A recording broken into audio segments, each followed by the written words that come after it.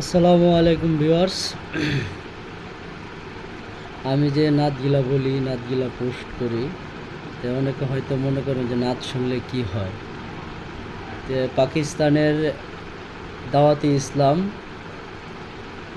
সারা বিশ্বের মধ্যে ছড়িয়ে গেছে। দাওয়াতে ইসলাম, ওই দাওয়াতে ইসলামের প্রতিষ্ঠাতা ওনাকে একজন প্রশ্ন করছে, বলছে যে হুজুর, যে আমরা যে নাতগুলা শুনি, নাতে রাসূল শুনি, তাহলে শুনলে কি কোনো সওয়াব আছে কিনা বা কোনো নেকি আছে কিনা। তো উনি বলছে যে নাতে রাসূল শুনলে, যতক্ষণ আপনি নাতে রাসূল শুনবেন ততক্ষণ আপনার আমল নামায় ফেরেশতারা নেকি লিখতে থাকবে।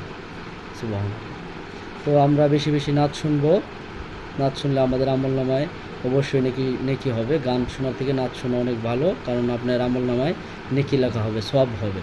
তো গান না শুনে আমরা বেশি বেশি নাত শুনবো। পাকিস্তানের অনেক ভালো ভালো নাত আছে, উর্দু নাত আছে, বাংলাদেশের অনেক কাজী নজরুল ইসলাম অনেকগুলো নাত আছে, তারপর আরও অনেক বাংলা নাত আছে।